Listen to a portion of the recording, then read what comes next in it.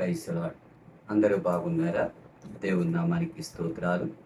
అలాగనే మీ అందరికీ కూడా ప్రభు నామమున కల్వరి మినిస్ట్రీస్ తరపున ప్రైజ్ లార్డ్ తెలియజేయచ్చు ఉన్నాను. ఈ దినము మీతో ప్రత్యక్ష గుడారముల గురించి మాట్లాడాలి అని నేను ప్రేరేపింపబడుతూ ఉన్నాను. దానిని క్లుప్తంగా దేవుని సన్నిధిలో ప్రత్యక్ష గుడారం యొక్క నమూనాను, వాటి యొక్క అర్థాలు, ప్రత్యక్ష గుడారంలో ఏమేమి ఉంటాయో అన్నీ కూడా మనము వివరంగా తెలుసుకోవడానికి ప్రయత్నం చేద్దాం. ఇశ్రాయేలీలు ఐగుప్తులో ఉన్నప్పుడు దేవుడు వారి మొరలు ఆలకించి వారి కొరకు వారిని విడిపించు నిమిత్తమే దిగి వచ్చి తిని అని నిర్గమాకాండం 3వ అధ్యాయంలో దేవుడు తెలియజేస్తాడు.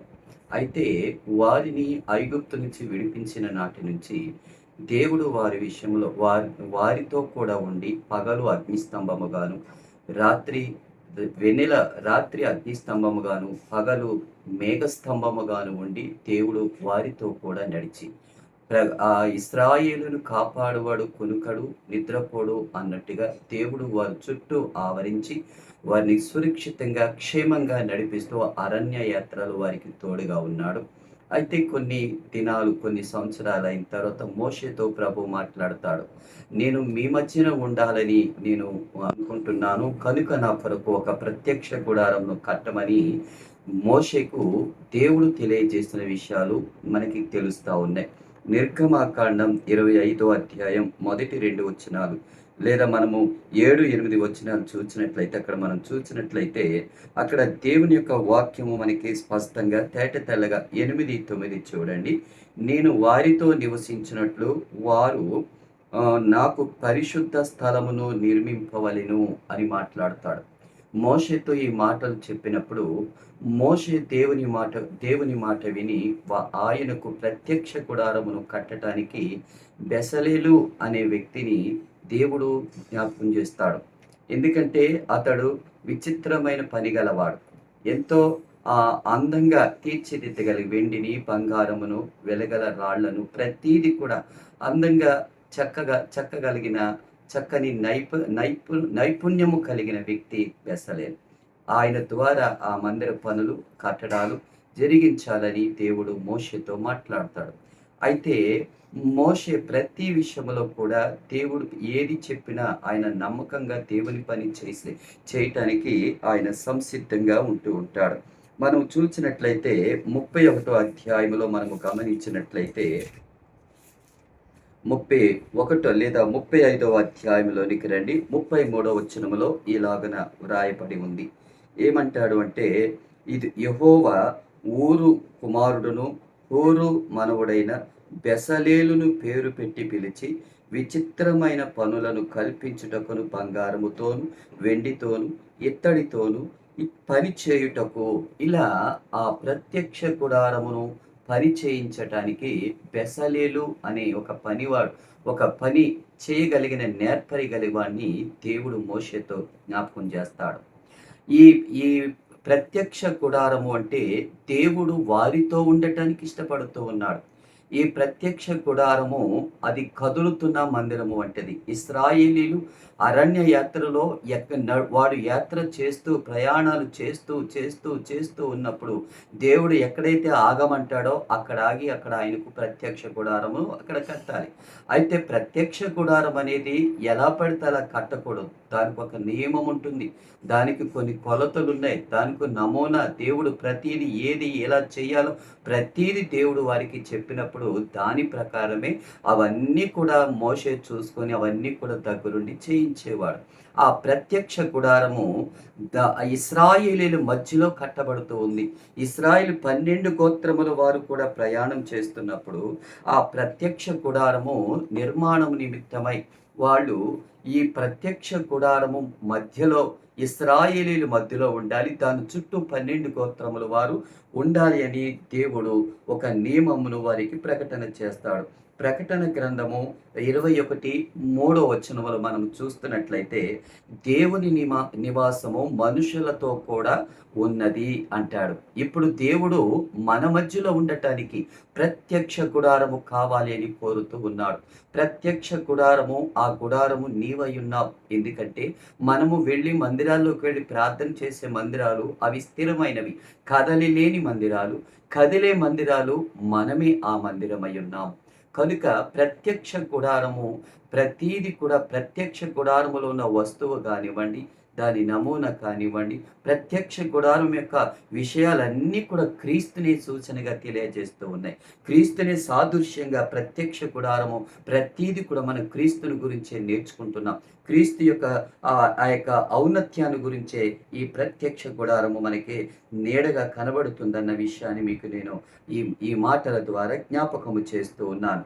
అయితే ఈ ప్రత్యక్ష గుడారములో మొదటిగా ఆవరణము ఉంటుంది, రెండవదిగా పరిశుద్ధ స్థలము, మూడవది అతి పరిశుద్ధ స్థలము ఉంటుంది. అంటే ఇలా కట్టాలి అని దేవుడు వారికి తెలియజేస్తున్నాడు. దీని చుట్టూ కూడా లేవీలు మాత్రమే ఉండేవారు.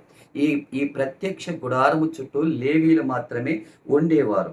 అయితే మొదటిగా మనము గమనించినట్లయితే ఈ 12 గోత్రముల వారిని ఎవరు ఎక్కడుండాలి, ఎవరు ఏ దిక్కులో ఉండాలి, అవి కూడా దేవుడు స్పష్టంగా తన పరిశుద్ధ గ్రంథంలో మోషే ధర్మశాస్త్రములో వివరాలు దేవుడిచ్చాడు. మొదటిగా ఉత్తరమున ఎటు ఎవరు ఎటు ఏ ఏ గోత్రముల వారు ఉండాలి అని దేవుడు చెప్తున్నాడంటే, ఉత్తరమున మరారీలు ఉండాలి అంటే పలకలు, దిమ్మలు మోసేవారు. ఆ ప్రత్యక్ష గుడారానికి సంబంధించిన పలకలను, దిమ్మలను మోసేవారు మొరారీలు.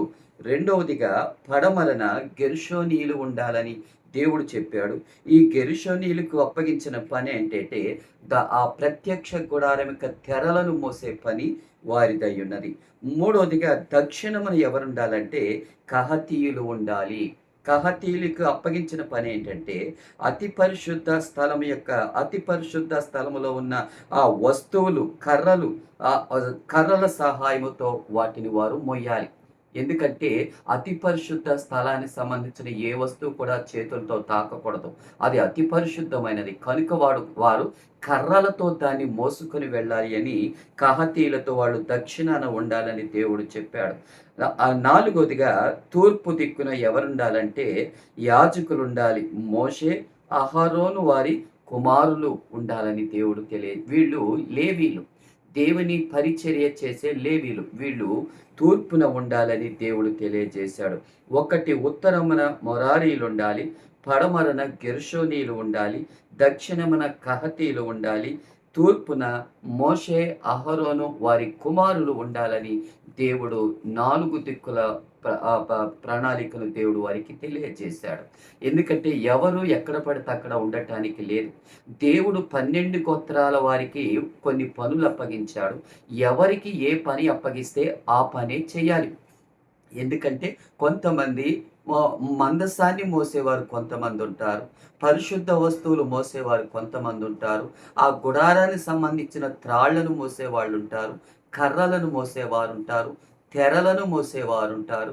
ఎందుకు మేము గొప్ప కదా, మేమే పరిశుద్ధ వస్తువులు మోస్తామంటే కుదరదు. ఎవరికి ఏ పని చెప్తే ఆ పని వాళ్ళు చెయ్యాలి అని దేవుడు సూచనగా వారికి తెలియజేస్తాడు. అయితే ఇక్కడ గోత్రములు, ఈ 4 దిక్కులు గోత్రములు ఏ గోత్రాలు ఏ దిక్కులో ఉండాలో దేవుడు మనకి తెలియజేస్తున్నాడు. తూర్పున 1 యోధా గోత్రము, 2 ఇషాకారు గోత్రము, 3 జబూలును గోత్రము ఉండాలి అని దేవుడు చెప్పాడు. పడమర ఎఫ్రాయిము, మనష్షే, బెన్యామీను, ఈ 3 గోత్రాలు పడమరన ఉండాలి. ఉత్తరమున దాను గోత్రము, ఆషేరు గోత్రము, నఫ్తాలి గోత్రము ఉండాలి అని చెప్పాడు. దక్షిణమున రూబేను, సిమ్యోను, గాదు, ఒక్కొక్క దిక్కును 3 గోత్రములను దేవుడు ఉంచి ఉన్నాడు. ఎంత ప్రణాళిక, ఎంత క్రమశిక్షణగా ఉంది. దేవుడు చేసే ప్రతి పని కూడా ఒక క్రమబద్ధంగా ఉంటుంది. దేవుడు ఏ పనైనా అది చూడటానికి చూడముచ్చటగా ప్రతీది కూడా దేవుడు అన్నీ కూడా ఆయన తన చిత్తానుసారంగా జరిగించుకునేవాడిగా ఉన్నాడు. ఈ ప్రత్యక్ష గుడారము అంటే దేవుడే దిగి వచ్చే స్థలము. దేవుడే వారి మధ్యలో ఉండే స్థలము.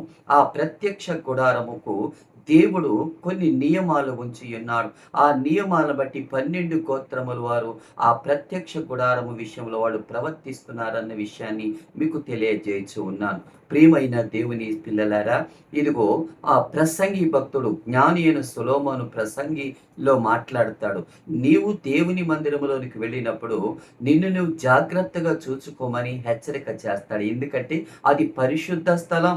నువ్వు ఇష్టానుసారంగా ఉండే స్థలము కాదు. అది పరిశుద్ధమైన స్థలం. ఆ పరిశుద్ధమైన స్థలములో నిన్ను నువ్వు పరిశుద్ధపరుచుకున్న స్థలములో నువ్వు అడుగు పెట్టమని జ్ఞాని అయిన సొలొమోను ద్వారా దేవుడు మాట్లాడతాడు.